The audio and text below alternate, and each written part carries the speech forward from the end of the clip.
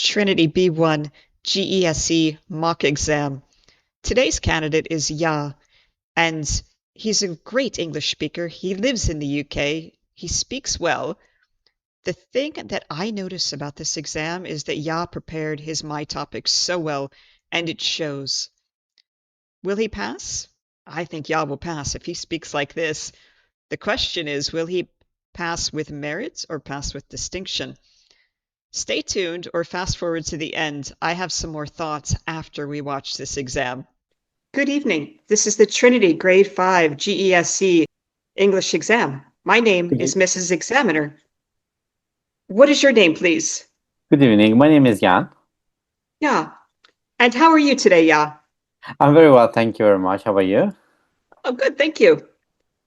May I ask, what is your topic today, please? Yeah, of course. My topic is today my favorite hobby, cooking. Cooking, and can you tell me your 5 topic points, please? Yeah, of course.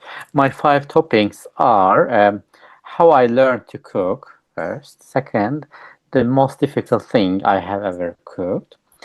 Third one, why I love cooking. And the fourth one is things that I prefer to cook. And last one is my plans to cook for my birthday, which is coming next week. Oh, that sounds very exciting. What do you plan to cook for your birthday?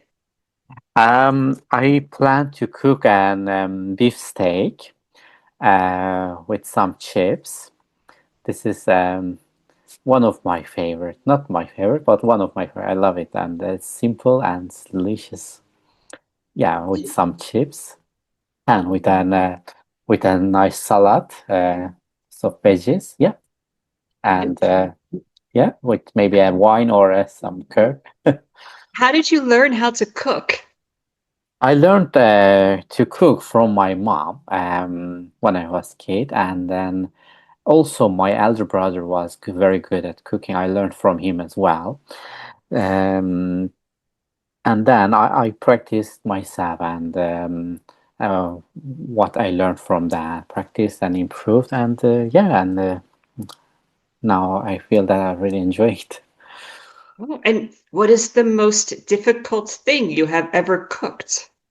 The most difficult thing I have ever cooked is stuffed mince and rice. It's called dolma it's a Turkish traditional meal. It's also popular in Balkans as well, actually. It's called dolma, and it's very difficult. Takes time. And it's basically mince with rice and with chopped vegetables. You stuff with vegetables like pepper, onion, or tomato, or zucchini, or eggplant, whatever you like, or a kind of yeah, I mean, you stuff them, and you boil, and then you make a sauce, like a pasta sauce, and you serve it with kind of like butter, and it's very difficult, but it's very enjoyable. I learned that from my mom. Yeah, that was the most difficult thing I've ever cooked. And do you like to cook for yourself or for others? Or both? Uh, I love both, but mostly I live alone, so I mostly cook more for myself. But when I have guests, I also love cooking for them as well. Yeah, I enjoy. I love cooking, especially during the kind of my free time, because I love to take my time, and because cooking doesn't like a rush. If I'm in a rush time, I don't enjoy that. When I am off, when it's like a kind of weekend, these times I mostly enjoy cooking because I need to be in my mood, not in a rush time. So yeah. Do you prefer to cook then on the weekends in a relaxed way, or do you prefer to cook lots of meals in a busy style? I prefer to cook in a kind of relaxed time. I mean, in my days on my days off or weekends, because when I'm rushed, I can't, and also when I'm hungry, I can't be patient. And I realized that I noticed that when I am kind of in a rush time and when I'm busy or like a kind of hungry, I don't cook delicious as I am cooking when I am kind of free in a relaxed and mood. That's really makes difference. That's why I prefer to cook when I am free and when I am in mood. And why did you learn to cook? Or why did your mom teach you?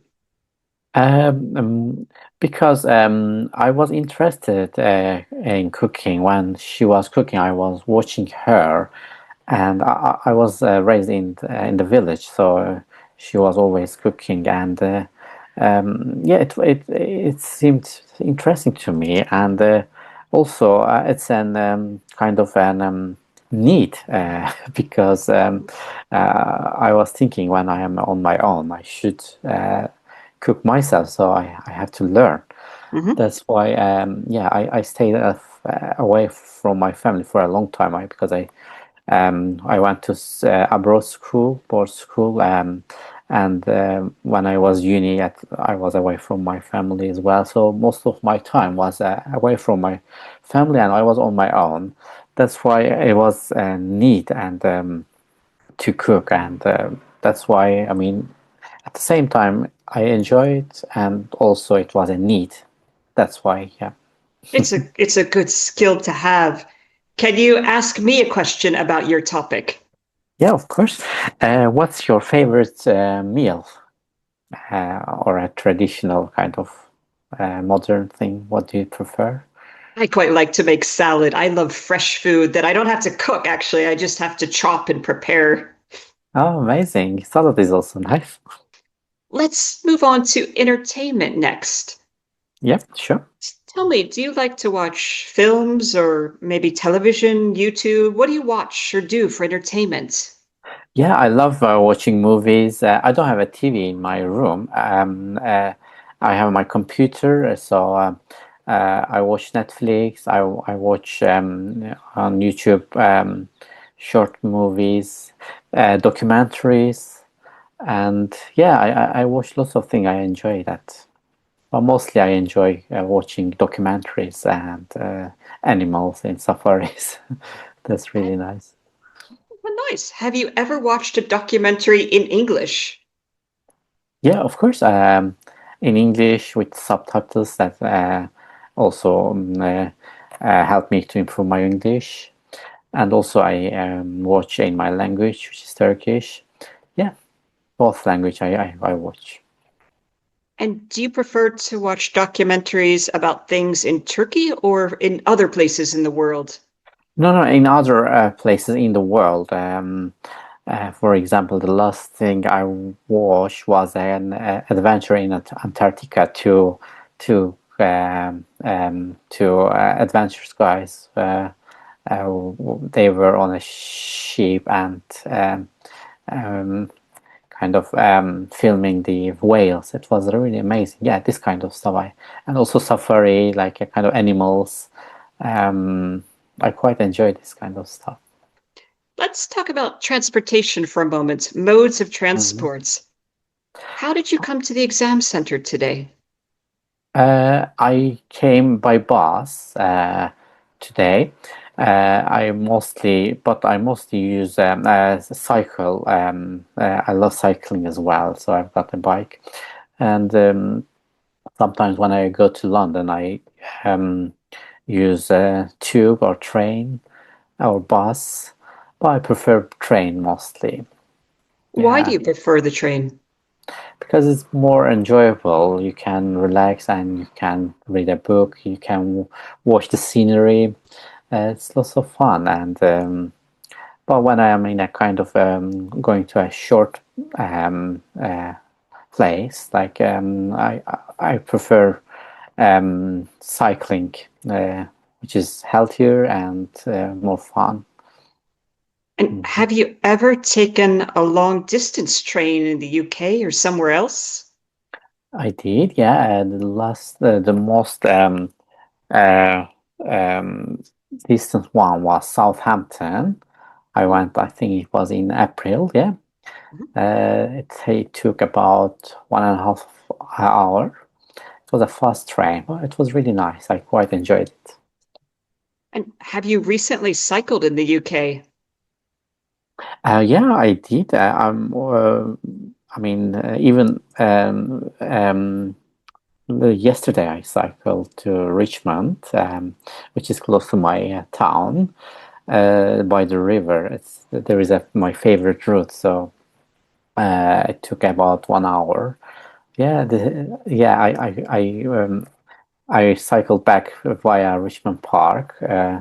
So it's amazing, and also it's relaxing.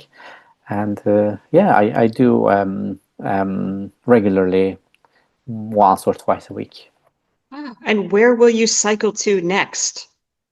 Next one is to Bushy Park, which is to the other side of the river, and there is also a very nice path by the river. I cycle towards them until Hampton Court and see the palace, Hampton Palace, and come back and watch the deers. There are lots of deers and horses. Uh, and there's a big farm, lots of horses. I love them. So I Very watched them. Yeah, I have a coffee and relax, and then I cycle back. nice. Can you ask me a question about either transportation or entertainment?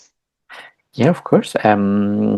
What's how do you go to work? Do you prefer train or do you prefer bus or do you love cycling?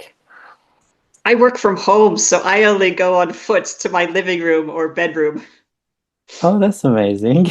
You don't need so transportation, which is good. No, and that is concludes our exam today. Thank you for your time today.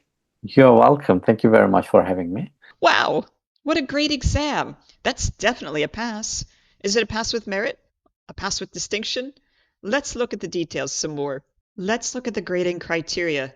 There are 4 areas that the examiner looks at: communicative skills, grammar, vocabulary, and pronunciation. Let's look at this one. Communicative skills. What is that? Trinity tells us. It's this. They want us to show understanding of the examiner by responding appropriately to questions, give information, answer questions, respond to requests for clarification, and give reasons. Did y'all do all that?